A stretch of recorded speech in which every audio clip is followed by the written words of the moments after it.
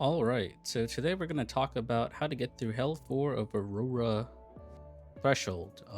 Originally I thought this was the hardest out of the three, but after playing all three Hell 4s and being able to complete them fairly easily, I realized that this is probably the easiest out of them when the gear isn't, up to par because of the free units they have given us. So let's take a look at those units. Alright, so following the same theme we were doing last time with the other health fours is that 2 DPSs are probably the best way of doing this, mainly if they're single target DPS characters since you're only focusing on the boss for this fight. I'm using Didding and Yeli, but I have tested this with Messiah and Shada, as well as Shada and Yeli, and Shada and Didding, and they all work the same way. So for this showcase, we'll be using Yeli and Didding, because they're pretty good at single target damage. Looking at Yeli's skill ups, I have her almost maxed out. I didn't bother to max out because this doesn't really help in this fight that much, at least for what we're doing. For modules, we're using Onslaught and Kenai. You probably want her to be a little bit faster than what I have her, but I don't really have the gear right now, so we're just using a mass amount of damage. We're using Revelation because he helps really well with damage because he's HP scaling based damage, or like he does percentage of max HP, so that's the reason why it's really good. He's really good for bosses with high HP.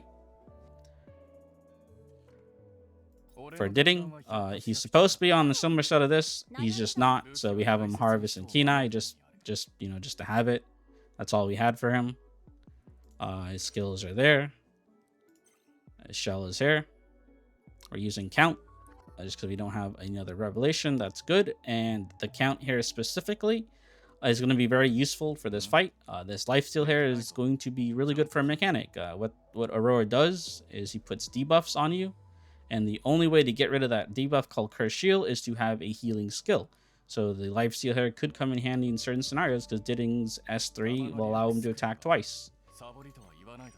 So that's that there. Alright, so looking at her support, we're going to use Linglo. She's going to be the key to getting through all of this nonsense that Aurora does.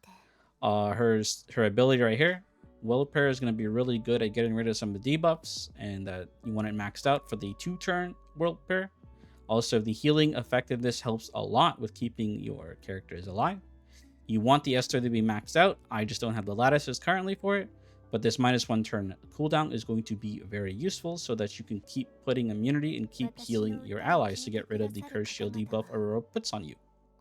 For modules, we're running Swift Rush and Time Weave. I wanted Time Weave here because of the -1 cooldown. It's going to help a lot. So 35% chance I get my abilities faster.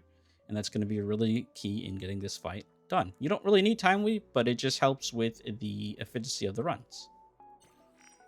Like I said, skill 1 maxed out, skill 3 needs to be maxed out. Skill 2 is not so much necessary unless you win some of these bonuses here, but I don't think you really need skill 2 at all. As for the shell, we're using Gigabyte. The shell you want to use is this little guy here. It's going to be really strong in this fight. I just don't have a proper one. I'm still farming for one that has Time Weave and has the speed on it, which is going to be a little bit troublesome, but that is what we're aiming for here. So you want to use Supernova. If you have one that's available to you, I'd use it. Other than that, I'm using this Gigabyte here. For your supports, you want the middle slot passive. It doesn't really matter these two that much. You want the middle slot passive to be speed. Because like I said, you want your character to be really fast. Having fast characters for Aurora is going to be really key in defeating him. As for modules, that's standard there. We're using defense, HP, and HP bonus. I want this HP to be HP bonus. I just don't have one right now. After this weekend, I should because of the double drop. And then this one is depending. I have been testing defense. I've been liking it, but maybe having HP bonus there as well is the right play. But I've been getting through Aurora fine with just these main stats. So for the attack buffer, we're running Chaiki the Echo. She's really good here with giving the attack buff and turn meter push. You really want this to be maxed out. I don't have it maxed out just because I defeated Hell 4 without it being maxed out. And I'm not sure if I'm going to keep her for Inferno. but she's been working here. So you in this slot, you just want someone that gives damage to your allies or moves them up or speeds them up. You just want some kind of a buffer. Her passive is maxed out so she can hit 3 people, so the chance of hitting our 2 DPSs are a lot higher. As for the modules, we're running Unbreakable and Swift Rush, where the main stats are defense, HP, and HP. So she has max survivability. And the shell we're using is Artisan for max survivability as well. And just like our other supports and healers, we want the middle slot to be a speed substat, or a speed stat, basically, so you guys can go pretty fast. So the final unit here in the showcase will be Viper, mainly because he has this AoE D-spell here. He can also put attack down and speed down. This is going to be really key when dealing with this boss. This boss has immunity in the very beginning, so you can strip that immunity and put defense down, put whatever you need on the enemy. He also inflicts that speed down and attack down, which is going to help in survivability of your units. I have him on Swift Rush, supposedly Time Weave. Unfortunately, I could not get a proper shell with a 3 slot on Time Weave, so he's just Swift Rush for right now. And the little effect accuracy here. For right now, I have effect accuracy, HP bonus, and defense just to test this out. I don't really have him dealing damage. He's mainly there to strip the buff off Aurora. Skills, only the S3 is maxed out. And Shell, I'm just using Jackal Guard because that's all I have right now for him. And I have speed here. You want this guy to go first in your queue before you put any debuffs on the opponent. That way he can dispel the immunity on them. So let's take a look at an example run and see how it goes. So when doing continuous battle, just select Aurora as a target. Don't worry about these 2 units here. So here we go. So he goes first and he puts the curse shield. So the only way to get rid of that is to heal. So Linglo will go now and heal your units. Then I buff my guys to have attack buff, so they're strong. He goes, and you see he dispelled and put these 2 down, these attack down, speed down. Now your DPS go and just completely just starts nuking him. Now if you have Lily, obviously this becomes like infinitely easier.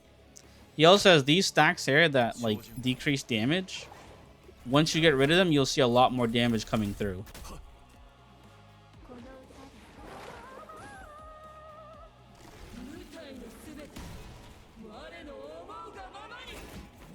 So watch how the characters do a lot more damage here.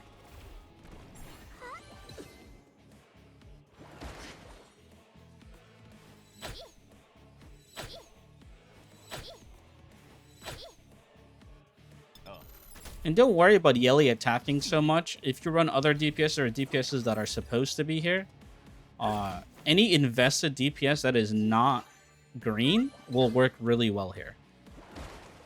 Like I said, if you have Didding, you're all set too. And to me, this has been the most reliable way of dealing with Aurora. Because this guy just keeps slowing him down. And see right here, if you were to max out her S3, she would have gone and pushed everyone up again.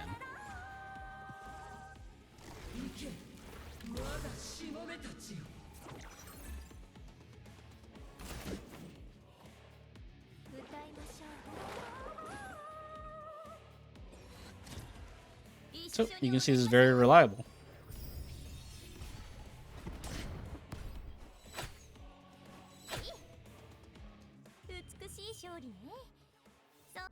So just to show you guys why like this is going to be hard in Inferno. One, my units I think need to be a lot faster for this fight in Inferno. Like if we were to just take the same team and try to fight this guy, we're just going to get destroyed. Like first of all, look how much damage he just did there. So even though I heal right here, this goes here. But just the damage is just so little bit to do to this guy.